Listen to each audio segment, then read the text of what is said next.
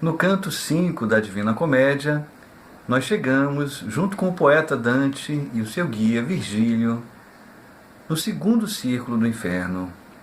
Antes de nós adentrarmos neste espaço tão tenebroso e tão fascinante, sempre é bom a gente considerar um pouco a figura do Virgílio, esse poeta que é o guia de Dante através do reino dos mortos, né? Ele próprio também um grande poeta, o autor da Eneida, que é um grande clássico, escrito por volta do século I a.C., e que na verdade é uma espécie de continuação da Ilíada e da Odisseia, que foram atribuídas a Homero, que por sua vez viveu por volta do século VIII a.C.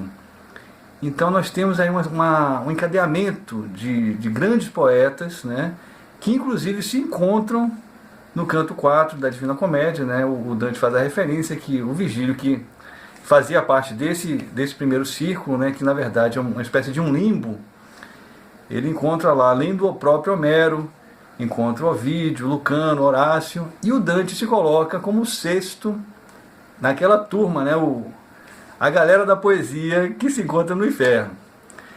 E é muito interessante, quando eu li esse trecho, né, me causou um espanto muito grande, porque o primeiro círculo do inferno é reservado às pessoas que não abraçaram a fé cristã. E aí estão incluídas as pessoas que nasceram antes de Cristo, como o próprio Homero, o próprio Virgílio, e outros até que aparecem na Bíblia, como Adão, Noé, Moisés, enfim. Isso me causou muita estranheza, né? E assim, acho que isso fala um pouco da força da poesia, que assim, eu não sei, a minha opinião, a minha leitura, né, que o poeta, através desse recurso, ele coloca uma reflexão, né, sobre assim, o que a fé está querendo nos dizer, né, qual a mensagem da fé e até que ponto a gente deve seguir de uma forma assim, estrita e rígida um determinado dogma, né? Que Deus seria esse que condena uma pessoa ao inferno porque ela nasceu antes de Jesus, né? E eu acho muito absurdo. E acho também muito rico que até hoje em dia Dante nos faça refletir a respeito dessas questões tão atuais. E uma vez que estamos falando da força da poesia, nunca é demais louvar a grande arte de Dante, que em sua obra-prima, a Divina Comédia, compôs uma estrutura matemática perfeita em torno do número 3, tanto em termos de estrutura quanto em termos de temática, né? Que nós temos sempre, são organizados em 3 versos, e que é chamada terça rima, com a rima se alternando. A rima que está no meio desses 3 versos é sempre a rima que vai estar na ponta do verso da estrofe seguinte, de uma forma que sugere um movimento, é algo assim belíssimo. E para nós, né, leitores atuais do Brasil, da Bahia, assim, é desafiador isso, um pouco até assim, deixa um pouquinho com água na boca, né? Eu pelo menos não sei italiano, muito menos o toscano original, na qual o Dante compôs sua obra-prima, e eu sinto que fico assim, alijado de muito da riqueza do que ele escreveu na Divina Comédia, né? Tem uma frase que fala que a tradução é o que deixa a poesia de fora, né? Então a gente sempre perde talvez o essencial, mas mesmo assim sobra bastante beleza para a gente se encantar com a Divina Comédia. A minha sugestão ao leitor de hoje é que procure ler primeiro ou em paralelo a versão não rimada, a versão em prosa, para ter uma compreensão do roteiro, do que está acontecendo, para depois degustar com a poesia em português a versão rimada. E então chegamos nós diante do segundo círculo do inferno. Dante concebeu os seus 9 círculos do inferno como uma espécie de um funil, né? Que cada círculo ele é um pouco mais estreito que o anterior e vai se aprofundando mais dentro do centro em direção ao centro da Terra. E na verdade é aqui que começa realmente o inferno, porque no primeiro círculo nós temos uma espécie de um limbo. No segundo, a partir do segundo ao quinto nós temos os círculos da incontinência, né? Que seriam reservados às pessoas que não tiveram assim, a intenção deliberada de praticar o mal, mas que cederam aos desejos da carne, digamos assim.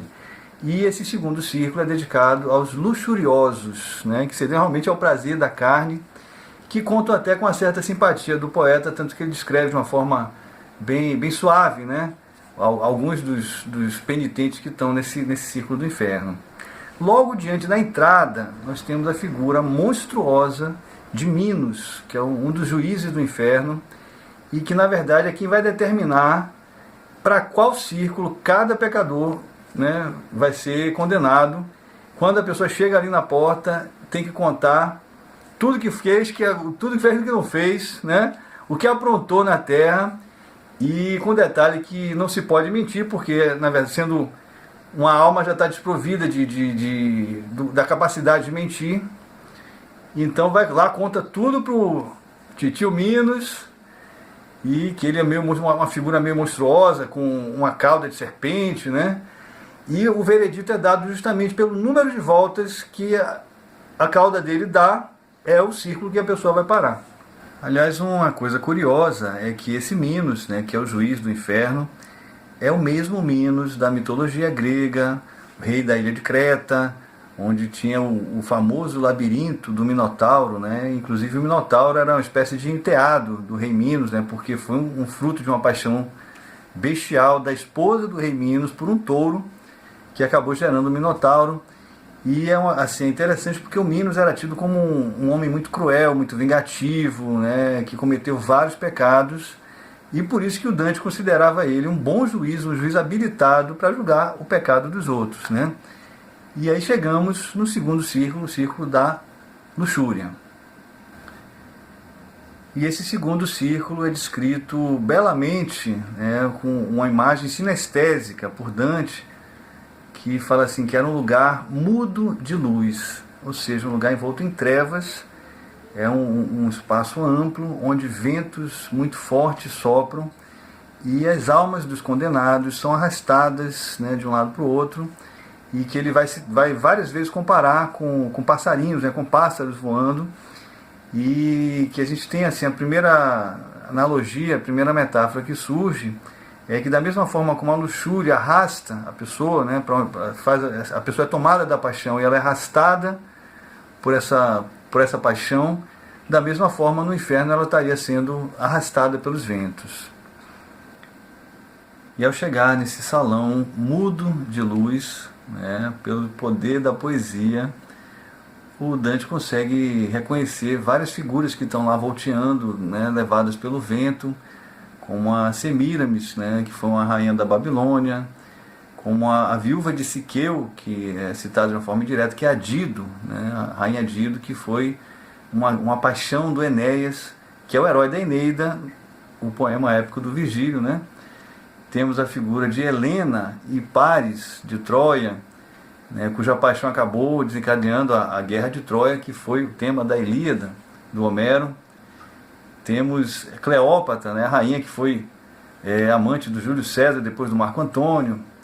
Quer dizer, assim, é uma turma bem famosa, bem célebre, né? E aí chegamos... tem também uma turma bem famosa, inclusive o Aquiles, né, que me surpreendeu muito encontrar o grande herói da guerra de Troia no círculo dos luxuriosos, né? Porque, embora o Aquiles tenha sido um herói assim, muito movido pela ira, a sua morte foi causada por uma fraqueza que ele teve por se apaixonar pela filha do Príamo de Troia, né? E ele, perseguindo essa ninfa, ele foi flechado por Paris e acabou morrendo.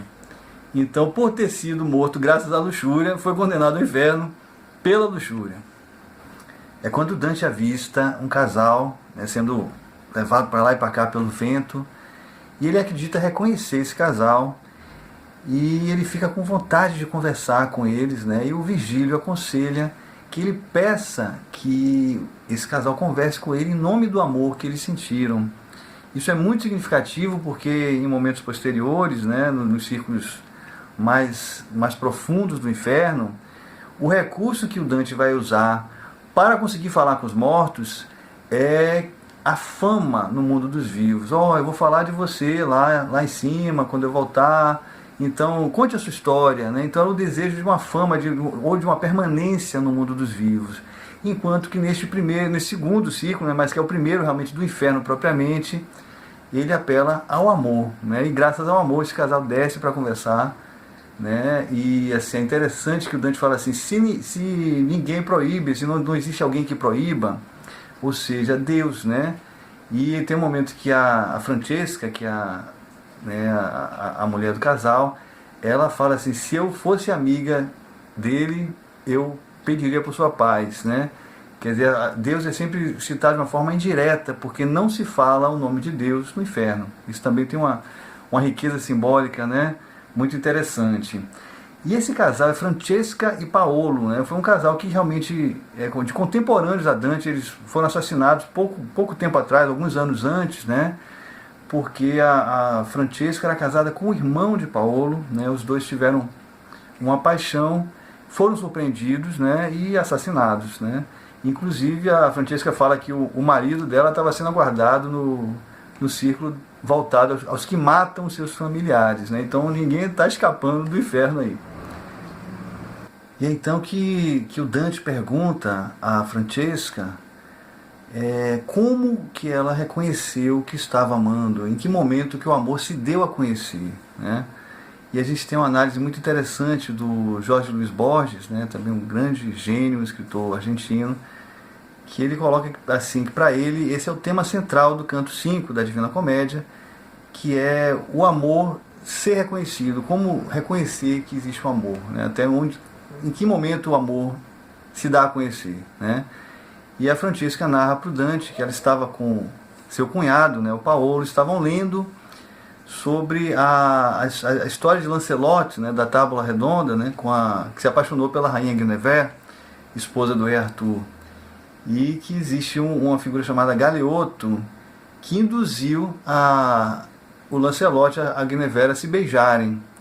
E ao lerem essa passagem, a Francesca e o Paolo também sentiram o ímpeto de se beijar, e a partir desse momento não se interessaram mais em continuar a leitura, porque estavam entregues a outros afazeres, e nesses belos afazeres foram surpreendidos pelo marido de Francesca, irmão de Paolo, e acabaram parando no segundo ciclo do inferno. E uma coisa também muito curiosa, muito interessante, que essa figura da Francesca e do Paolo inspirou vários artistas, além do Dante, né? Quer dizer, a partir do Dante inspirou vários artistas, como o escultor Rodin, que fez a escultura O Beijo, inspirada nesse amor de Francesca e Paolo. E assim, ao escutar essa narrativa desse amor, né, que acabou de forma tão triste, o Dante sente uma comoção profunda e seu corpo tomba no chão como se ele estivesse morto. E é dessa forma dramática, em pleno suspense, que encerramos o canto 5. Quem quiser saber mais, que continue nesta linda aventura pela Divina Comédia. Gratidão.